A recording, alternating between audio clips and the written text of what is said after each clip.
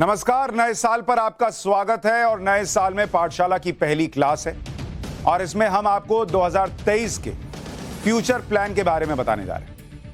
आप हर जगह सुन रहे होंगे कि 2023 में कई देशों में मंदी भी आ सकती है, लेकिन पीएम मोदी वो अनोखा फॉर्मूला लेकर आए हैं जो हर मंदी को मात देगा। आज इसी का चैप्टर आपको दिखाता हूं कि ये कैसे होगा।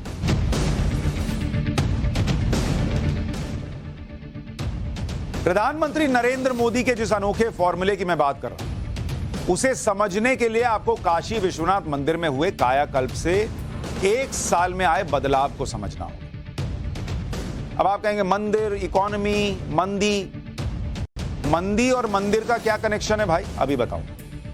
पिछले साल दिसंबर में ही काशी विश्वनाथ मंदिर का भव्य और अलौकिक रूप सामने आया था। मैंने वहां से आपको रिपोर्टिंग करके दिखाया था। जब काशी विश्वनाथ कॉरिडोर का उद्घाटन पीएम ने किया था, इसके एक साल पूरा होने पर कॉरिडोर को विशेष तौर पर सजाया गया, विशेष पूजा पाठ भी हुआ।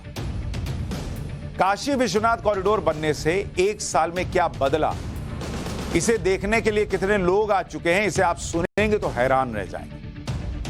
कोरोना काल से पहले एक दिन में औसतन 20-30 हजार लोग काशी विश्वनाथ मंदिर आते, औसतन एक डे में। अगर इसको आपको बताऊं, काशी विश्वनाथ मंदिर का बता रहा हूं, कोरोना से पहले 20-30 हजार, 20 से 30 हजार पर डे आते थे, पर डे दर्शन के लिए लोग आते थे। अब कॉरिडोर बन जाने के बाद कितने लोग आते हैं? कॉरिडोर के बाद ये जो 20 हजार था, ये बढ़कर 70-80 हजार पर चला गया। मतलब 4 गुना पर डे बढ़ गया, पर डे। रविवार और सोमवार को तो 1.5 लाख। इसमें अगर आप रविवार और सोमवार को अलग कर दीजिए, क्योंकि सोमवार भगवान शिव का दिन होता है, उस दिन ये आंकड़ा 1.5 लाख तक चला जाता है। 1.5 लाख श्रद्धालु एक दिन में आ जाते हैं दर्शन के लिए काशी विश्वनाथ। सावन के 4 हफ्तों में, सावन का जो 4 हफ्ता था, उसमें कितने श्रद्धालु आए आपको पता है? 1 करोड़ श्रद्धालु आए, 1 करोड़ काशी विश्वनाथ।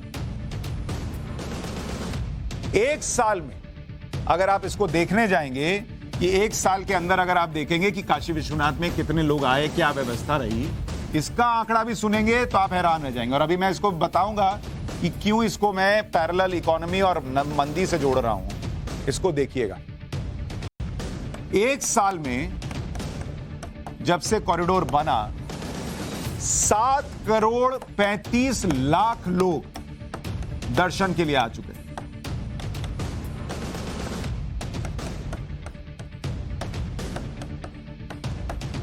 सात करोड़ 35 लाख। इनमें एक मैं भी हूं, मैं भी दर्शन करके आ चुका हूं। 7 करोड़ 35 लाख, इतनी तो कई देशों की आबादी नहीं है बॉस। फ्रांस की आबादी कितनी है आपको पता है? फ्रांस की आबादी है 6 करोड़। 6 करोड़ लोग फ्रांस में रहते हैं। मतलब फ्रांस से ज्यादा लोग, पूरे फ्रांस से ज्यादा लोग काशी विश्वनाथ के दर्शन करके चले आए जब से कॉरिडोर बना। ऑस्ट्रेलिया, एक देश देखिए, ऑस्ट्रेलिया की आबादी कितनी है? 2 करोड़ 60 लाख, 2.6 करोड़। यानी 3 ऑस्ट्रेलिया मिला लीजिए। पूरा ऑस्ट्रेलिया 3 बार आकर काशी विश्वनाथ देखकर जाएगा, उतना एक साल के अंदर काशी विश्वनाथ में लोग दर्शन करके जा चुके हैं। एक साल में। जाहिर है जब मंदिर में श्रद्धालुओं की संख्या बढ़ी है तो उस हिसाब से मंदिर में दान और चढ़ावा भी आया है। श्रद्धालुओं ने मंदिर में बीते एक साल में 50 करोड़ रुपए चढ़ाए। इनमें दान पेटी में डाली गई रकम, ऑनलाइन चढ़ावा और ऑनलाइन सुविधाओं की रकम शामिल, जबकि 50 करोड़ रुपए कीमत का सोना चांदी दान किया गया है। मंदिर में एक साल के अंदर 60 किलो सोना, 10 किलो चांदी और 1500 किलो तांबा श्रद्धालुओं की ओर से चढ़ाया गया। कुल मिलाएं तो बीते एक साल में काशी विश्वनाथ मंदिर में 100 करोड़ रुपए तो सीधे सीधे दान से आ चुके हैं। यह आंकड़ा 2020-21 के मुकाबले 500% ज्यादा है। 500% ज्यादा लोग आ रहे हैं, ज्यादा चढ़ावा चढ़ रहा है। एक बार कॉरिडोर से जो लोग जुड़े हुए हैं, एक बार उनको सुनिए, फिर आगे बताऊंगा कि कैसे ये फॉर्मूला नरेंद्र मोदी का मंदी को भी दूर रखेगा और पैरेलल इकोनॉमी चला रहा है। पहले लोगों को सुनिए। ये 1 साल की जो यात्रा थी बाबा विश्वनाथ धाम के लोकार्पण की, निश्चित रूप से काशी के लिए और काशी विश्वनाथ धाम के लिए एक अद्वितीय यात्रा थी। इस दौरान लगभग 7 करोड़ के ऊपर लोगों ने दर्शन किए। साथ ही साथ हमारी ऑनलाइन सर्विसेज जो थी, सेवाएं थी, उनमें भी बढ़ोतरी हुई। उसमें भी काफ़ी अच्छी संख्या में जितने श्रद्धालु आए उसके 20 है वो हमारी ऑनलाइन चीज़ों को भी देखा। हमने लोगों से सुझाव मांगे कि कैसे इसको बेहतर कर सकते हैं, उनको धरातल पर लागू करने का भी प्रयास किया। अब आप सोचिए, अगर काशी कॉरिडोर ना बनता तो क्या यह बदलाव आता? क्या यह पैरेलल अर्थव्यवस्था खड़ी होती? भाई, इस देश के अंदर लोग क्या बोलते हैं कि लोग कितनी भी मजबूरी में रहें, शादी ब्याह में तो खर्च करते ही करते हैं। तो शादी ब्याह का जो बिजनेस करता है वो उसका काम चलता रहता है। अब एक 100, 200, 1000 साल में एक कोई कोरोना आ जाए तो वो अलग बात है, जिसमें लॉकडाउन लग जाए, देश बंद हो जाए। उसके अलावा वो काम चलता रहता है, वो रुकता नहीं। उसी तरह से इस देश के अंदर जिसके पास पैसा है वो भगवान का धन्यवाद करने मंदिर जाता है, जिसके पास पैसा नहीं है वो मांगने मंदिर जाता है। लेकिन ये बात कितने लोग समझते हैं कि मंदिर में दर्शन से, ईश्वर से कनेक्ट, सांस्कृतिक विरासत के साथ साथ एक पैरेलल इकोनॉमी चल सकती है? कितने लोगों को यह समझ में आता है कि इससे अपनी सांस्कृतिक विरासत बचाने के साथ साथ देश को मंदी जैसी चीजों से बचाया जा सकता है? क्योंकि इन चीजों में मंदी नहीं आती। जिसके घर मंदी आएगी वो भी तो मंदिर ही जाएगा भाई। और आप तो अभी सिर्फ 100 करोड़ का चढ़ावा सोच रहे हैं। अभी तो आपने आसपास जो इकोनॉमी बढ़ी है उसके बारे में सोचा ही नहीं। सोचिए, वही कॉरिडोर है जो बन रहा था तो विपक्ष और कुछ संगठन सवाल उठा रहे थे कि काशी की प्राचीन परंपरा को तहस नहस कर दिया। यही लोग कहते थे कि काशी की धार्मिक पहचान को नुकसान पहुंचाया जा रहा है, क्योंकि कॉरिडोर बनाने के लिए छोटी बड़ी करीब 300 इमारतों को तोड़ना था। अगर इन्हीं के हिसाब से चलते तो कॉरिडोर ना बनता और आज जो इतनी बड़ी संख्या में लोग आ रहे हैं, आज जिस तरह से चढ़ावा आ रहा है, वो सब ना हो। और मैं कह रहा हूं, चढ़ावा तो भूल जाइए। जो लोग वाराणसी में रहते हैं या फिर जो लोग कॉरिडोर बनने से पहले और बाद में दोनों समय में काशी विश्वनाथ मंदिर गए, वो जानते हैं कि मंदिर परिसर पहले कैसा था और अब कैसा है। 7-8 साल पहले काशी विश्वनाथ मंदिर जाने के लिए इन तंग गलियों से गुजरना पड़ता था। लेकिन अब जो कॉरिडोर है, खुला है, बेहद सुंदर है। कॉरिडोर की झलक पाने के लिए पहले के मुकाबले कहीं ज्यादा श्रद्धालु आ रहे हैं। श्रद्धालुओं को काशी विश्वनाथ कॉरिडोर का भव्य स्वरूप खूब पसंद आ रहा है। पहले कुछ श्रद्धालुओं की बात सुनिए, फिर बताऊंगा कि काशी में लोगों की जिंदगी कैसे बदल गई इस पैरेलल इकोनॉमी से। साल भर पहले मोदी जी ने इसका उद्घाटन किया था और मुझे बहुत मतलब अद्भुत आनंद आया है। और मैं चाहूंगी कि मोदी जी हर ज्योतिर्लिंग को इसी तरह सजाएं और उनका भगवान पे, भोलेनाथ का आशीर्वाद उन पे है। पहले भी आप आती रही है क्या यहाँ पे? जी आई, लेकिन मैं आई जब तक वो चीज नहीं थी जो आज मैंने देखी है। बहुत अच्छा हुआ कॉरिडोर का लेना। कैसा लगा कॉरिडोर आपको? बहुत भयावह है, बहुत सुंदर है, बहुत सुंदर है। बहुत अच्छा लग रहा है यहाँ प्रांगण में आके, इतना बढ़िया लग रहा है। ये भव्यता देख करके, ये विशालता देख करके और आध्यात्मिक स्वरूप देख करके सबका मन बहुत ही अंदर से उत्साहित और हम यहाँ पे पहले से ही रहते हैं। अब मुझे यहाँ रहते हुए 60 साल हो गया। मैं उन गलियों को भी देखी हूँ और उन छोटी छोटी दुकानों को भी देखी, और आज इनकी भव्यता को देखकर मुझे बहुत प्रसन्नता हो रही है। बहुत अच्छा किया। रिक्शा चलाने वाले, पूजा पाठ का सामान बेचने वालों की भी कमाई बढ़ गई। मंदिर परिसर के आसपास कपड़ों का बड़ा कारोबार होता है, उनकी बिक्री बढ़ गई है। मंदिर के आसपास रेस्टोरेंट और खाने पीने की दुकान लगाने वालों की कमाई अच्छी खासी बढ़ गई है।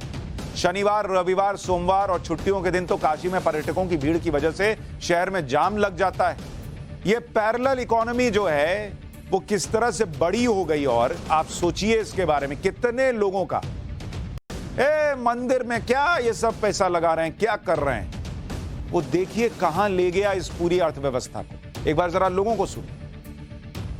टूरिज्म इंडस्ट्री और काशी विश्वनाथ धाम, काशी का शुरू से ही मुझे लगता है कि इकोनॉमिकल बैकबोन रहा है, लेकिन आज की जो स्थिति है वो बैकबोन और मजबूत हो चुकी है और काफ़ी मजबूत हो चुकी है कि पहले ऑल ओवर द ईयर वो इकोनॉमिक सपोर्ट नहीं मिलता था, कुछ टुकड़े टुकड़े में मिलता था, 2-3 महीने ऑफ सीजन हो जाता था, बाकी बहुत रश होता था। अब वो स्कैटर्ड होकर ऑल ओवर द ईयर है, तो इकोनॉमी तो काशी की बाबा के भरोसे ही है और विश्वनाथ धाम के लोकार्पण के बाद से वो इकोनॉमी तेजी से आगे बढ़ी है। मैं अपनी पर्सनल थिंकिंग बताऊं, जब आज से कुछ वर्ष पहले पहली बार हमने ये पढ़ा अखबार में कि विश्वनाथ धाम की परिकल्पना हो रही है, तो हर एक काशीवासी को लगा कि ये इम्पॉसिबल है, लेकिन माननीय प्रधानमंत्री जी की वो विजन थी और ये हुआ। तो आज की जो स्थिति है वो बहुत अच्छी है काशी की।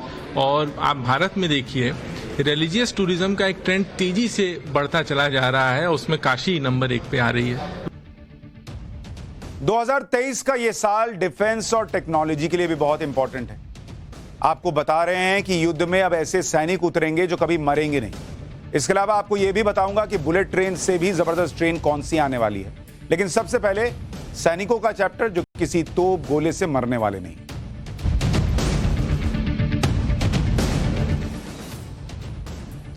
अमेरिका के गन कल्चर के बारे में अक्सर आप खबरें पढ़ते हैं ना, गन कल्चर चल रहा है, बंदूक लेके धड़ धड़ धड़ मार दिया। आए दिन अमेरिका में मास शूटआउट की घटनाएं होती हैं। इस दौरान आम लोगों के साथ साथ पुलिसकर्मियों की भी जान जाती है। इससे निपटने के लिए अब अमेरिका के कई राज्य रोबोट्स का सहारा ले रहे हैं।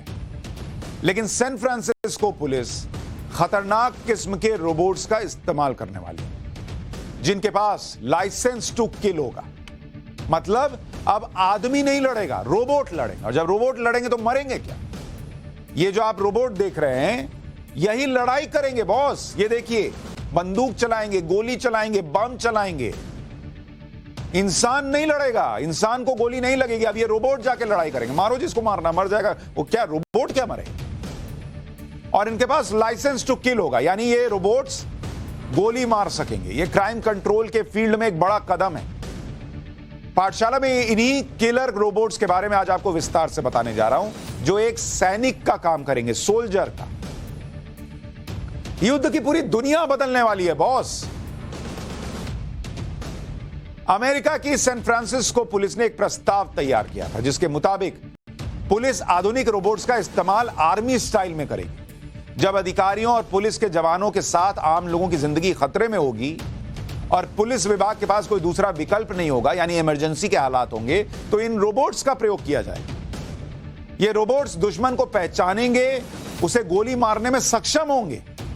जैसे मतलब हैं रोबोट, लेकिन एकदम सैनिक की तरह पहचान के गोली मारेंगे। ऐसा नहीं कि किसी निर्दोष को मार दिया। और इनके पास राइट टू किल है, मतलब मारो, जब मार के आओ, वो हिसाब रहेगा। आप सोचिए, जो भारत में आतंकी हमला हुआ था 26/11 वाला, उसमें अगर ऐसे रोबोट्स वाले सैनिक होते तो अपने सैनिकों के लिए कितना खतरा कम हो जाता। अंदर गए, जाओ मारो, 2-4 रोबोट मार दो, अपने को क्या फर्क पड़ रहा, मशीन है, फिर बना लेंगे। पुलिस के इस प्रस्ताव को San Francisco board of supervisors ने मंजूरी दे दी। हालांकि इस दौरान इसका यह कहते हुए विरोध किया गया कि जिन हालात में इन रोबोट्स के इस्तेमाल की मंजूरी दी गई है वो बहुत साफ नहीं है। इससे पुलिस में हथियारों के इस्तेमाल की आदत बढ़ेगी, जो पहले से ही आक्रामक है। इसलिए एक मशीन को इंसानों की जान लेने की इजाजत नहीं दी जा सकती। लेकिन सैन फ्रांसिस्को में हाई प्रोफाइल और मास फायरिंग के खतरे को देखते हुए पुलिस के इस प्रस्ताव को मंजूर कर लिया गया। सैन फ्रांसिस्को पुलिस पहले से ही रोबोट्स का प्रयोग करती भी आ रही है, लेकिन उनका इस्तेमाल बम का पता लगाने के लिए होता था। सैन फ्रांसिस्को पुलिस 2011 से रोबोट्स का इस्तेमाल कर रही है। पुलिस विभाग के पास 17 रोबोट्स हैं, जिनमें से 12 काम कर रहे हैं।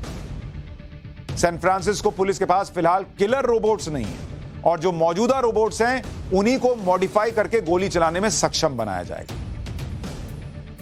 जब तक नए रोबोट्स नहीं मिल जाते जो बंदूक चलाने वाले फीचर से लैस होंगे, तब तक मौजूदा रोबोट्स में क्या बदलाव किए जाएंगे ये भी आपको बताता हूं। सैन फ्रांसिस्को पुलिस के पास रिमोट से कंट्रोल होने वाले रोबोट्स हैं। इन रोबोट्स में पैन डिस्ट्रप्टर लगे होते हैं, जिनकी मदद से आईडी बॉम्ब को डिफ्यूज किया जाता है। पैन डिस्ट्रप्टर टूल में बदलाव करके 12 शॉटगन शेल फिट किए जाएंगे। इसके बाद ये रोबोट्स गोली चलाने में सक्षम हो जाएंगे।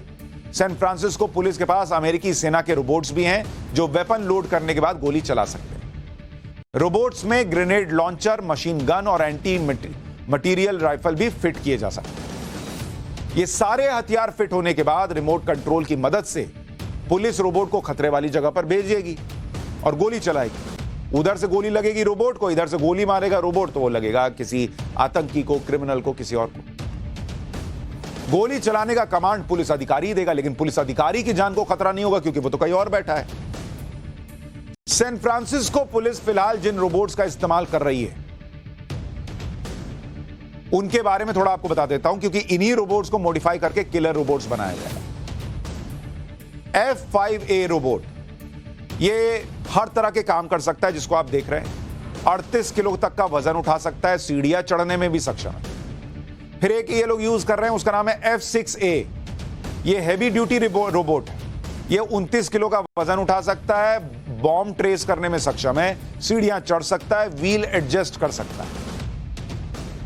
रोवांस रोबोट ये बॉम्ब यानी आईडी की पहचान करने में सक्षम है, बम को नष्ट भी कर सकता है। अभी आप क्या देखते हैं, कहीं आईडी मिला तो बड़ा सा सूट पहन के लोग जाते हैं ना देखने के लिए, बॉम्ब डिफ्यूज करने के लिए। सीरियल में नहीं देखते, हरा काटू, लाल काटू, क्या काटू, ये काटा, बच गया।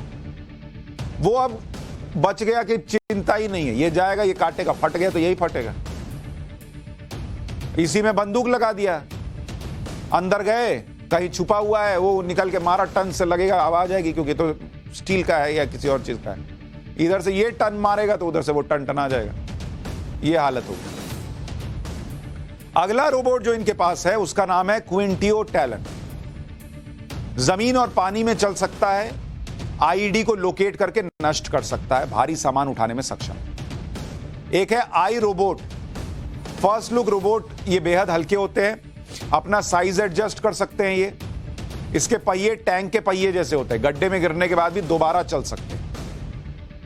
मतलब वो नहीं कि अरे रोबोट पलट गया, अब घाएं घाएं घाएं घाएं चक्का घूम रहा, कुछ करने भाई, ये अपने आप को एडजस्ट कर लेंगे। इन सभी रोबोट्स को 10 से 20 मीटर की दूरी से ऑपरेट किया जा सकता है।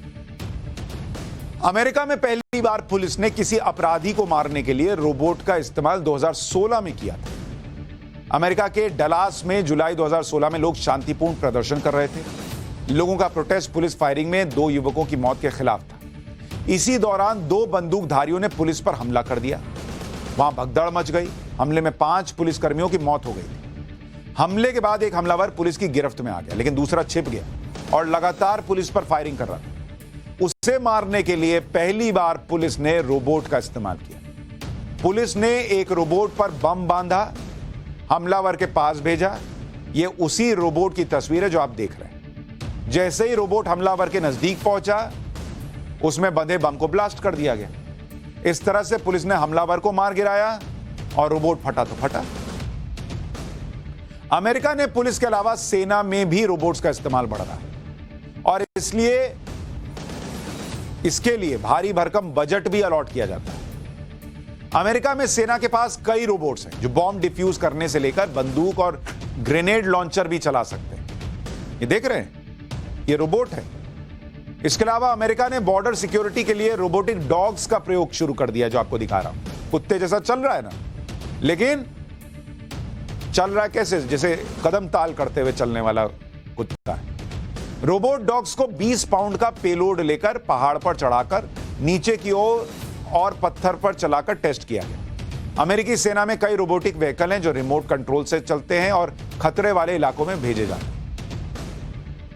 आर्टिफिशियल इंटेलिजेंस और रोबोट्स के रिसर्च पर अमेरिका का सालाना खर्च भी बहुत है। रोबोट टेक्नोलॉजी पर 61,000 करोड़ से ज्यादा का सालाना खर्च कर रही है अमेरिका। अमेरिकी नेवी सबसे ज्यादा 14,300 करोड़ रुपए सालाना खर्च करती है। आर्टिफिशियल इंटेलिजेंस पर अमेरिकी सेना सालाना 8,300 करोड़ रुपए खर्च करती है। अच्छा, जिन रोबोट्स के बारे में आपको बताया, ये सभी रिमोट से कंट्रोल होते हैं, लेकिन भविष्य के लिए ऐसे रोबोट्स तैयार किए जा रहे हैं जिनके पास अपना खुद का दिमाग होगा। अब आप देखिए ये भाई को, ये रोबोट है भाई, चल रहा है, इंसान जैसा चल रहा है, इसको देखिए आप। और वो युद्ध के दौरान इंसानों की तरह लड़ाई लड़ेंगे। आप देखिए किस तरह से ये चल रहा है, सब कुछ कर रहा है, और अब इसको बंदूक भी देंगे।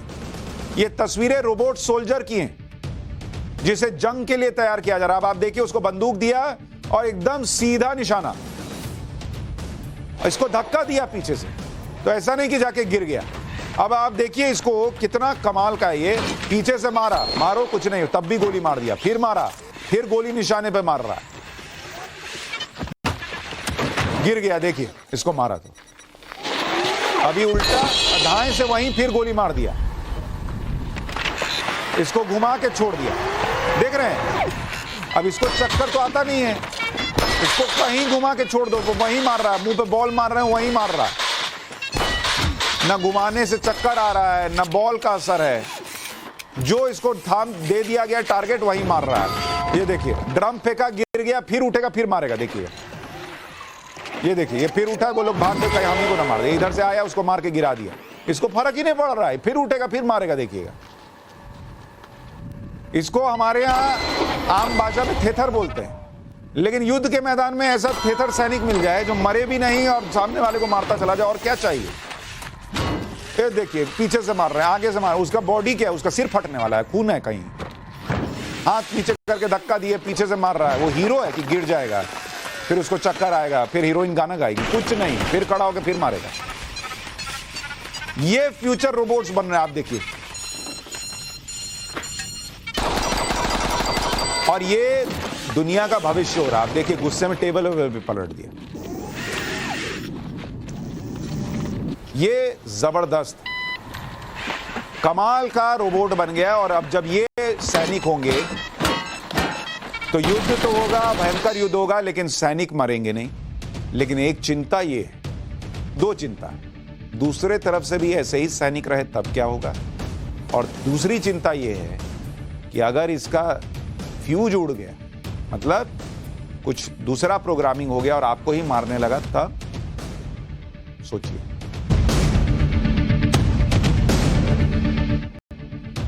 आज जिस ट्रेन के बारे में आपको बताने जा रहा हूं, उसे चलाने के लिए बिजली और डीजल की जरूरत नहीं होगी, क्योंकि ये हाइड्रोजन गैस से चलेगी। आप में से कुछ लोगों के मन में सवाल आ सकता है कि इसमें क्या खास बात हो गई भाई। इसकी सबसे बड़ी खासियत यह है कि इस ट्रेन से धुआं नहीं, पानी की बूंदें निकलती हैं और इससे प्रदूषण जीरो होता है। यानी प्रदूषण के लिहाज से परफेक्ट ट्रेन। लोग बुलेट ट्रेन में फंसे थे, नरेंद्र मोदी अब उससे आगे का सोच रहे हैं। अब ये ट्रेन अगले साल से भारत में चलने वाली है। आपके सामने जो ये ट्रेन चलती दिख रही है, ये जर्मनी की हाइड्रोजन ट्रेन है, जिसे 4 साल के लंबे ट्रायल के बाद इस साल अगस्त में शुरू किया गया। इस ट्रेन को फ्रांस की एक कंपनी है एल्स्टॉम, इसने बनाया है, लेकिन अपने यहां स्वदेशी तकनीक से भारत के ही इंजीनियर इसे बनाने जा रहे हैं, जो अगले साल से भारत में भी हाइड्रोजन ट्रेन चलेगी। रेल मंत्री अश्विनी वैष्णव ने देश में दिसंबर 2023 से हाइड्रोजन ट्रेन चलाने का ऐलान किया है। इस ट्रेन का डिजाइन अगले साल मई जून तक तैयार हो जाएगा और उसके अगले 6 महीने में पूरी तरह तैयार कर लिया जाएगा इसको। अब तक आपने बिजली और डीजल से चलने वाली ट्रेनें देखी होंगी या उसमें ट्रैवल किया होगा। इन ट्रेनों की सबसे बड़ी कमी यह है कि इन्हें चलाने में एक तो प्रदूषण बहुत होता है, बिजली बनाने में भी कोयला खप जाता है, उससे भी प्रदूषण होता है, ऊपर से कोयला कम पड़े, ये पड़े, उसकी समस्या। लेकिन हाइड्रोजन ट्रेन में ऐसा कुछ नहीं होगा। इस ट्रेन में हाइड्रोजन भरिए और काम पर चलिए। हाइड्रोजन क्या, हाइड्रोजन पढ़ते ना, H2O, हाइड्रोजन, ऑक्सीजन, वही हाइड्रोजन की बात कर रहा हूं जो H2O में भी होता है। इस ट्रेन के फायदे बताने से पहले आपको भारतीय रेल की डीजल ट्रेन से होने वाले नुकसान के बारे में बता देता हूं। अगर आप समझें कि इसका फायदा क्या है भाई, देश के लिहाज से क्यों नरेंद्र मोदी हाइड्रोजन ट्रेन लाने की बात कर रहे हैं। भारत में डीजल ट्रेन कितनी है? 13,555 ट्रेनें डीजल से चलती और ये कुल ट्रेन का 37% हमारे पास डीजल ट्रेन है। हर साल जो डीजल की खपत है, डीजल की खपत वो हमारे लिए है 237 करोड़ लीटर की खपत होती है। 237 करोड़, यानी रोजाना करीब 65 लाख लीटर। और इससे जो लगाने का फैसला है, अच्छा प्रदूषण तो है, इसमें जो खर्चा लग रहा है, पेट्रोल डीजल की कीमत बढ़ती है तो उसका इंपैक्ट पड़ता है। फिर हम पाठशाला में कहते हैं कि भैया बुजुर्गों को कंसेशन दीजिए, उनको फायदा दीजिए। तो सरकार गिनाती है कि भाई, या रेल मंत्री गिनाते हैं कि भाई देखिए यहाँ खर्चा, तो वो भी खर्चा कम होगा। अच्छा, इसके फायदे सुनिए। हाइड्रोजन ट्रेन एक बार में करीब 1000 किलोमीटर की दूरी भी तय करती है, यानी ये इलेक्ट्रिक ट्रेनों की तुलना में 10 गुना ज्यादा दूरी तय करती है। ये ट्रेन 140 किलोमीटर प्रति घंटा की स्पीड से दौड़ सकती है और इसमें ईंधन भरने में भी अधिक समय नहीं लगता। इसमें 20 मिनट में 18 घंटे की दूरी तय करने जितना ईंधन भर जाता है।